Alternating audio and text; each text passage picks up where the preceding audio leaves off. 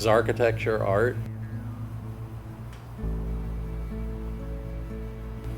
Or is it function? You know, it's something we struggle with all the time. And where do you find that balance?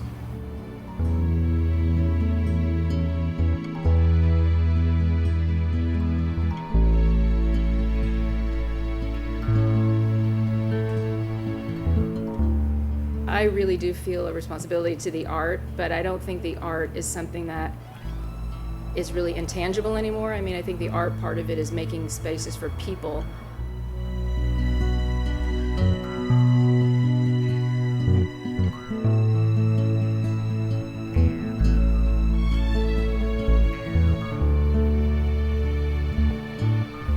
When I design, I think about moving through the building, moving through the spaces first and foremost. I think about what it's like to be there. I think about the light. I think about the materials and how they affect you. I think about kind of the volume of space and what impact that has as you move through it. So for me personally, it's a spatial experience that I kind of assemble in my mind, and then a form sort of builds around that. So I tend to think of views, looking out, things impacting all around you. So it's almost like a person moving, and what's the environment around that person. And ultimately, it manifests itself into a form that's a result of that experience. We do a little bit of following conventions in the profession, but also we have a bit of a commando style too, I guess you could call it that. I like to call it working in a parallel universe.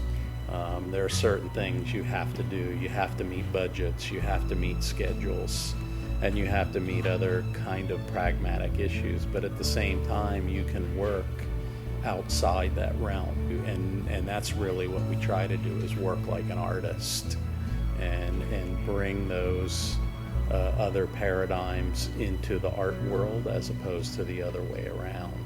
You know, a lot of people might look at the building as a very technical science, which in fact it is, and then bringing art into it. We like to think of ourselves as an artist that brings the technology of architecture and building science into art. Architecture is a good term for that.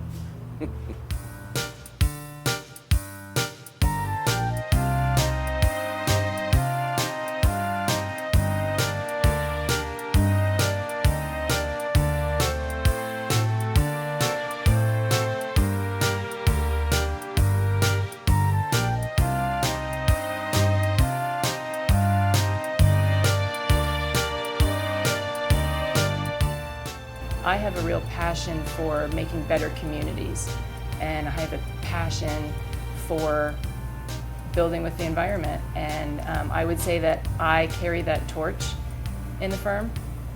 So we don't hold design with any more weight than we do environmental concerns, and we don't hold environmental concerns, we don't give it more weight than design, because both are equally important.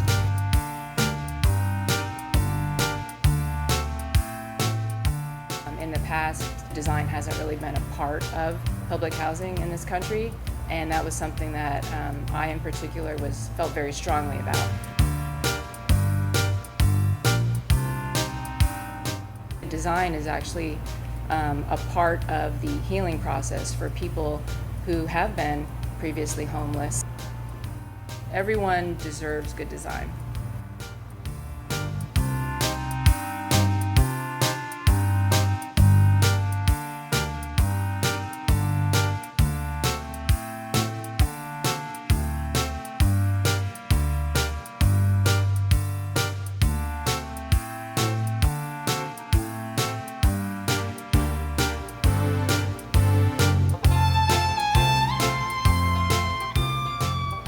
If people don't want to live in a building, even though it's a net zero building, it's not a good building.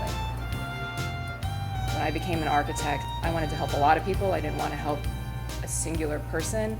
And when I graduated from architecture school, I realized that it would take some work to start to help a lot of people and how to figure out how to do that.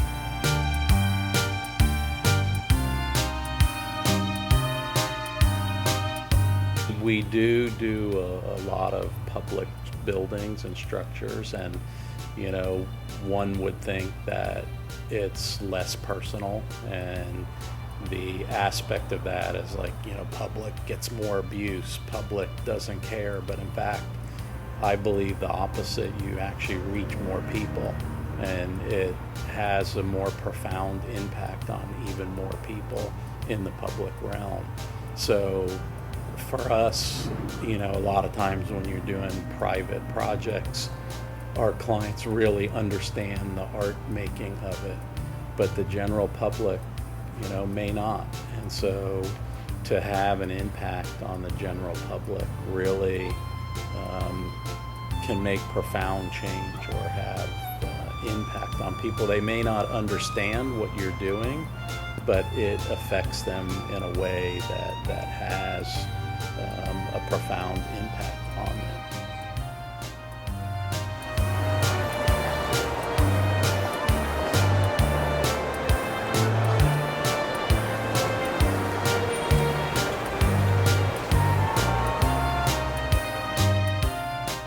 It's like a floating three-dimensional puzzle, and it's part art, part technical solving of problems, and putting all those paradigms together.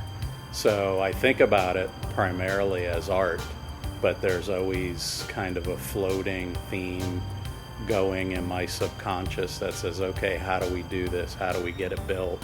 Larry can come up with some crazy ideas. That's what he does.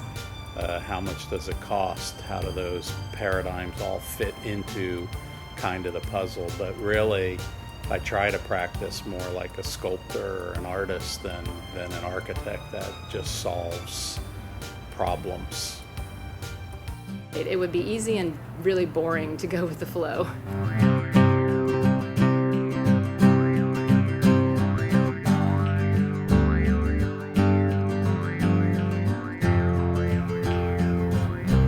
I always look around me. In fact, what I try to do more than that is look in front of me. I try to see things that people don't see. When someone looks at a pencil, they might look at something to draw with. I look at the possibility of how that can become an interesting building or form. I look at ping pong balls and people think of how you play with them. I look at how light can broadcast through it. So I'm constantly trying to look right in front of my face and uncover what's already there and see it in new ways, or uncover the possibilities of things we take for granted.